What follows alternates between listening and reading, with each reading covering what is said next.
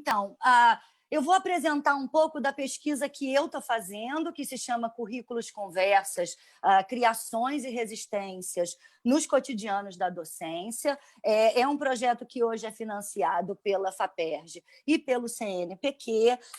e que eu trabalho em parceria com a Inês, com a Graça,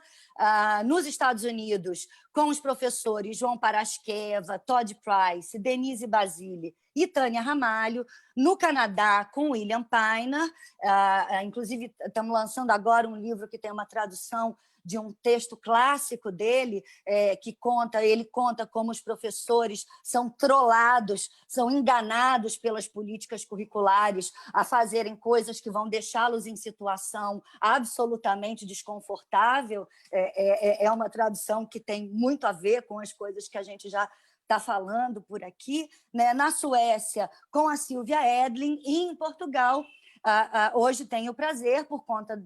do trabalho com o Inês também, de trabalhar com Boaventura de Sousa Santos. Então, a base teórica e epistemológica do meu trabalho hoje se sustenta, insertou no próprio Boaventura, nos diálogos com Painter, no conceito de currículo que foi elaborado por Inês Barbosa de Oliveira,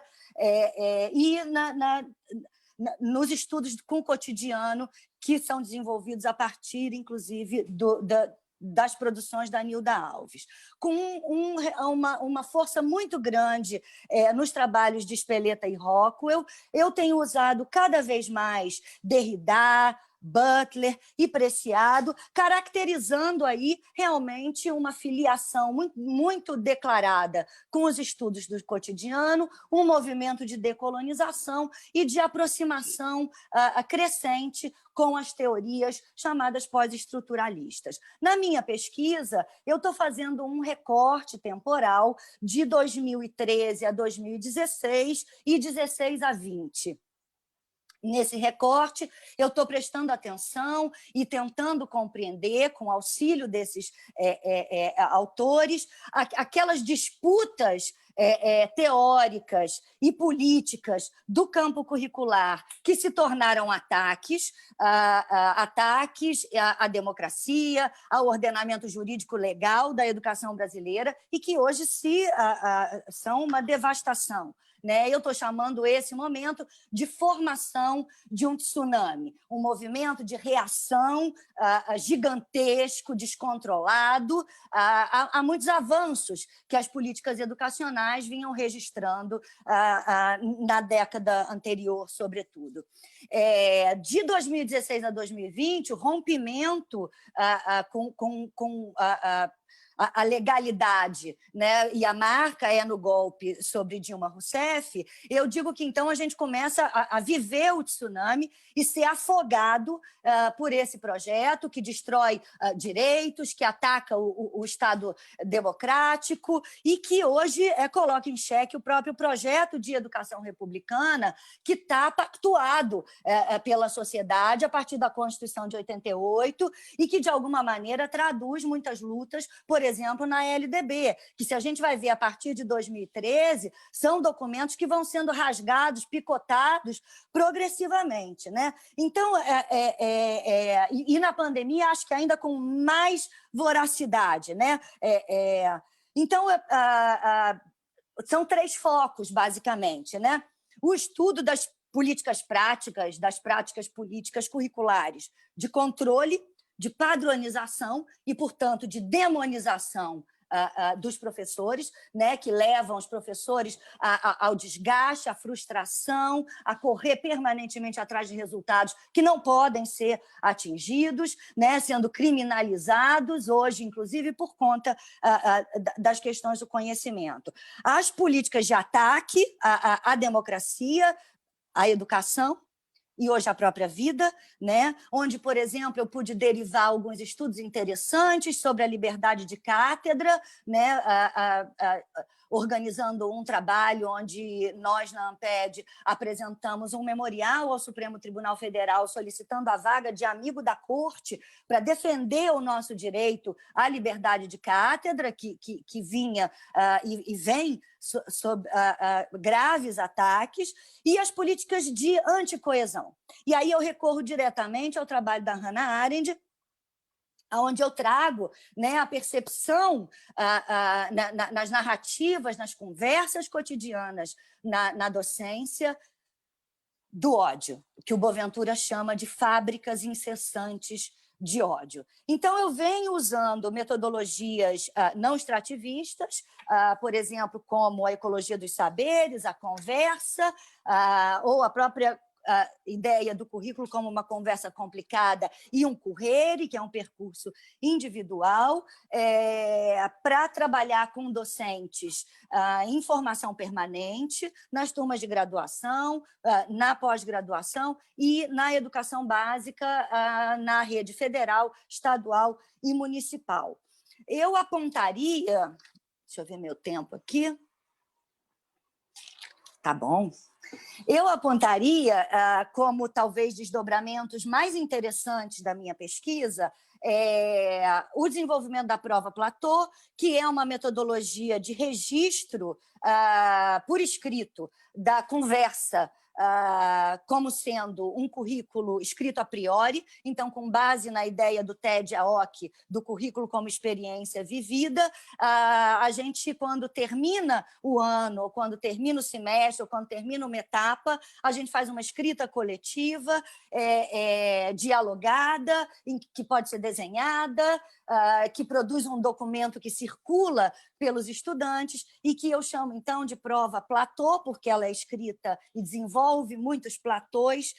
e é a partir desse documento que eu tenho, então, investigado essas pistas, né, de ódio, de democracia, de ódio, especificamente ódio às questões de gênero, que aparecem nos cotidianos das salas de aula, nas universidades e nas escolas. Outro desdobramento que eu apontaria como muito interessante é a própria UPMS, que eu tenho tido a honra, né, de participar e organizar, com a equipe do SES, do Boaventura de Souza Santos, que é um projeto de extensão ao contrário. Então, a gente vem organizando oficinas em que a gente tem uma metodologia de conversa e de pactuação territorial, de propostas vinculadas aos temas que são discutidos e, obviamente, as oficinas que a gente organiza estão discutindo educação e ataques à democracia, defesa e descolonização da universidade, né? E aí a gente coloca em diálogo a academia com os movimentos sociais. Eu queria registrar também que hoje a minha equipe, que a gente chama de GPPF do B,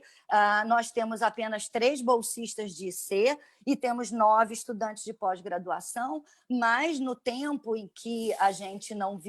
ia viver em 2021 com os recursos de 2013, eu já tive 15 bolsas na graduação, e isso fazia muita diferença para o que a gente produz e para a formação de quadros, tanto para a docência quanto para a pós-graduação. Junto com Carmen Sanches, na Unirio, a gente trabalha no grupo de pesquisa e práticas de formação de professores, e agora, para finalizar, eu vou fazer uma leitura aqui rapidinho de um pedacinho do meu trabalho. Ao pensar em conhecimentos como percursos, narrativas, conversas, escritas e mesmo lugares, também arriscamos deslocar as linhas de abissalidade desenhadas pela modernidade ocidental e enfrentar seus epistemicídios. O impacto que essa abordagem pós-abissal tem para nós, para a formação de professores, e sobre o entendimento do trabalho dos professores, tem sido nosso interesse de pesquisa e se faz ainda mais relevante diante das articulações conservadoras e mercantis nas políticas de educação. contra-hegemonicamente, buscando e escrevendo com as resistências cotidianas, entendemos que a busca da justiça cognitiva é processo e não fim,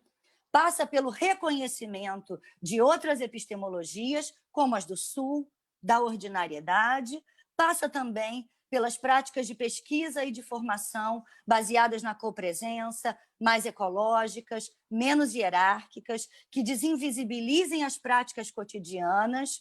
e que produzam heranças com justiça e amor, reinventando-as, reconhecendo experiências, ignorâncias e, assim, festejando a diversidade, como diz Michel de Certeau. A escrita, a pesquisa e o que ela narra são e têm sido para mim, e acho que para nós, movimentos de resistência pela criação, pela assunção da pessoa ordinária como tão sujeito histórico como aqueles que parecem extraordinários. Fazemos isso narrando e compartilhando teorias práticas curriculares que resistem à BNCC, aos testes externos padronizados e seus resultados hierarquizantes, às políticas de currículo, de formatação e aferição de conteúdos e a consequente demonização da docência. Obrigada. Super obrigada.